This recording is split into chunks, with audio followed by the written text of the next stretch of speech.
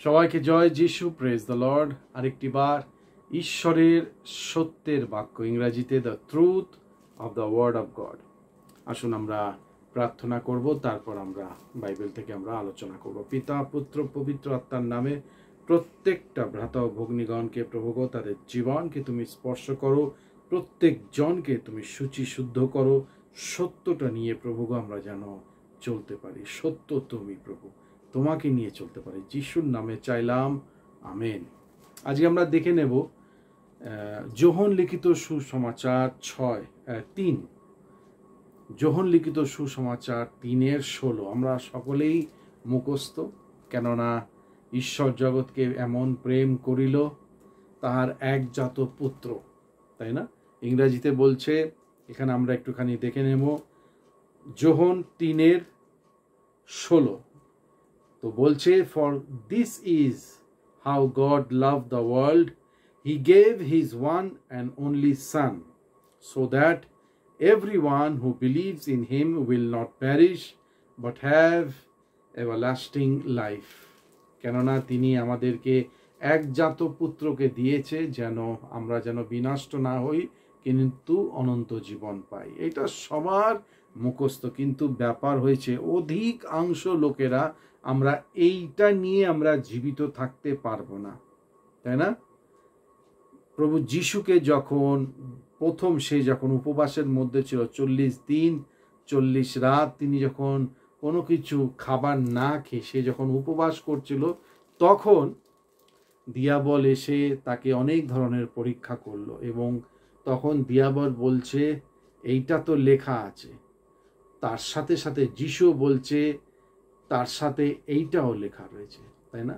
তো সেই রকম ইংরেজিতে বলে in the word of God it says, আবার যিশু বলে it is also written, it is written, আবার যিশুও বলছে it is also written।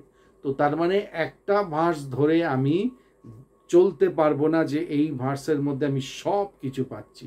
আমাকে সাইমেলটেনিয়াসলি এইটা বা আরেকটা 2-3টে বাক্য নিয়ে আমাকে ক্রস চেক করে দেখতে হবে যে অনন্ত জীবনের বিষয় কি বলেছে। নাম্বার 1, যোহন লিখিত সুসমাচার 3:16 থেকে আরেকটু বার যদি নিখুঁতভাবে আমরা যদি পড়ি, এখানে মেন ব্যাপারটা যেটা আমরা আলোচনা করছি, যেটা হচ্ছে his one and only San. Number 1, his one and only San.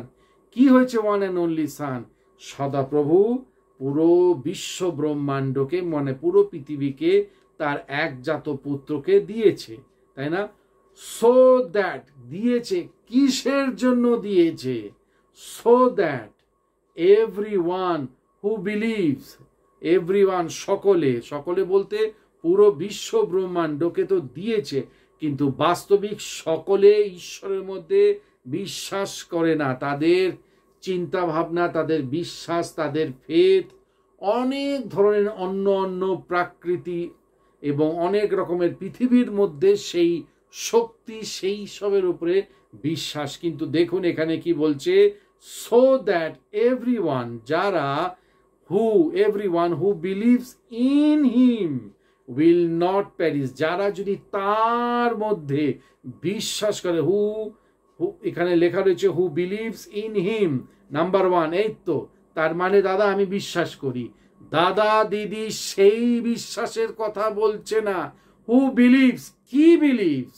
Who believes whatever written in the word of God, যা কিছু লেখা রয়েছে। এবার আমি বুঝবো কেমনি করে লেখা রয়েছে? যখন আমি এই বইকে যখন পড়বার পর মেনে চলবো, ওইটাই তখন পুরো পুণ্যি হচ্ছে। That who believes in him will not parish, who believes.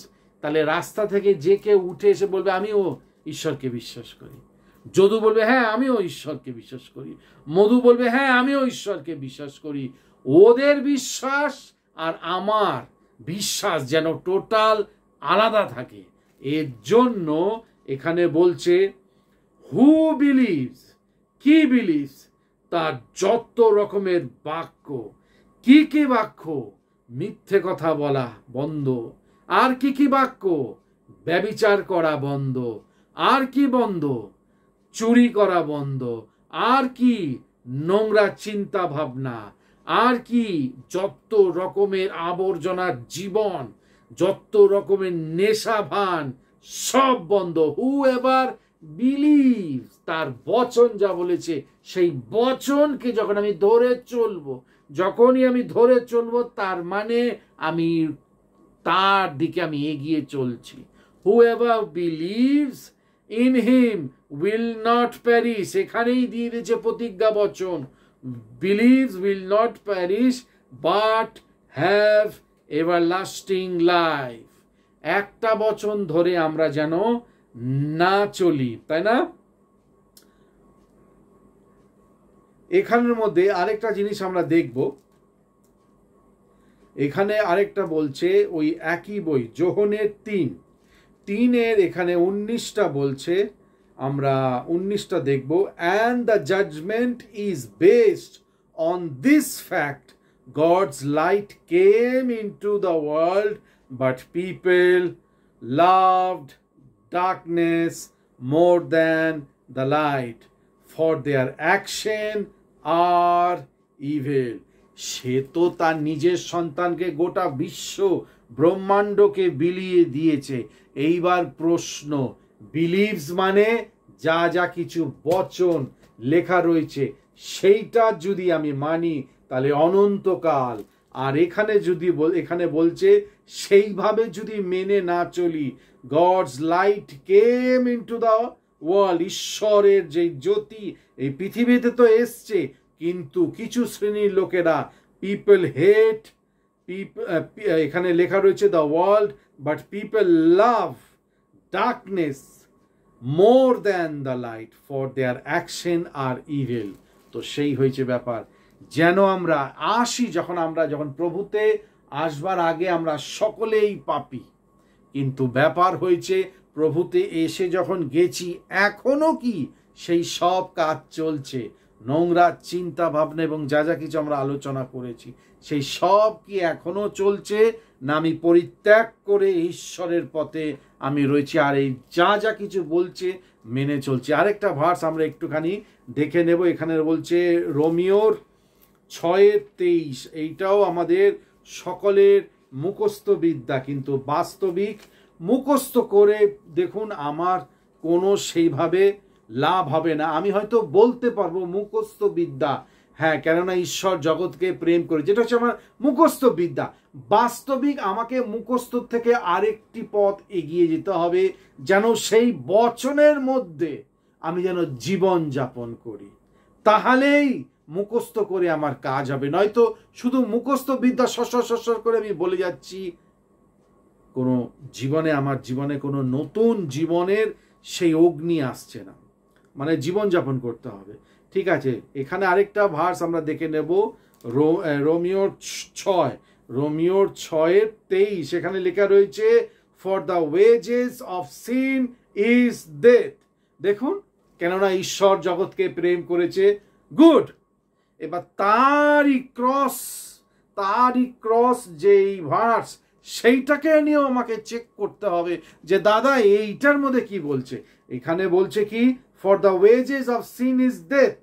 Wages বলতে কি, যা যা কিছু আমি করছি তার ওয়েজেস। আমি যদি চাকরি করি, চাকরি করবার পর আমি কি পাচ্ছি? বেতন, মাইনে, স্যালারি, সেই হয়েছে। আমি যদি পাপ করে যাচ্ছি তার বিনিময়ে আমি কি পাচ্ছি? মৃত্যু। দাদা আমি তো জানি মৃত্যু মানে মৃত্যু হবার পর, সেইটা আছে সেকেন্ড ডেথ। কিন্তু এই মুহূর্তে আমি যদি পাপ করে যাই, আমি এই মুহূর্তে জীবিত থাকার সাথে সাথে আত্মিক জীবনে আমার মৃত্যু। সত্যটা দেখুন, এই বই কিন্তু সত্য বলে। এবার প্রশ্ন, আমি এই সত্যটাকে কিরকম করে মিশ্রণ করে বলছি, না ঠিকটাকে আমি জানাচ্ছি না, খুব সতর্কভাবে আমাদেরকে বুঝতে হবে ব্যাপারটা। তো নাম্বার 1 কি বলছে, for the wages of sin is death. আমাদেরকে বলে দিয়েছে আমি যদি পাপের মধ্যে যদি থাকি তাহলে আমার জীবনে মৃত্যু, শারীরিক মৃত্যু বা আত্মিক জগতের মৃত্যু। ঠিক আছে, তারপর এখানে বলছে বাট। যখনই বাট বলবে তখনই সতর্ক। বাট মানে এরপরে কোনো ভালো জিনিস বা এরপরে কোনো সূচনীয় জিনিস আমাকে বলছে। But the free gift of God is eternal life through Christ Jesus our Lord. Free gift কি? তার নতুন জীবন। যদি তার নতুন জীবন তার বচনের বাক্যের মধ্যে আমি যদি ধরে যদি চলি, সেটা হচ্ছে জীবন। এবং সেইটা কি করেছে? সেই ইটারনাল লাইফ, শাশ্বত জীবন দিচ্ছে কার মাধ্যমে? প্রভু যীশু খ্রিস্টের মাধ্যমে। সেই হচ্ছে ব্যাপার। সত্যটা আমি যখন জানবো, সত্য আমাকে মুক্তি দেবে, তাই না? আশা করি আপনারা বুঝতে পেরেছেন। যারা যারা the truth of the word of God subscribe করেননি, অবশ্যই করবেন। তাহলে যখনই আমরা নেক্সট ভিডিও আপলোড করব, আমরা যদি মেনে চলি, তাহলে ঈশ্বরের মধ্যে আমরা সুন্দরভাবে গেঁথে উঠতে পারবো। সকলকে জয় যিশু। ছোট্ট করে প্রার্থনা করি, প্রত্যেকটা ভ্রাতা ও ভগ্নীগণের জীবনে আশীর্বাদ করো। সত্যটা তাদের জীবনে যেন, হ্যাঁ পিতা, তাদের জীবনে যেন পরাক্রম এবং প্রকাশিত বচন জীবন নিয়ে আসে। যিশুর নামে চাইলাম, আমেন। সবাইকে জয় যিশু। Praise the Lord.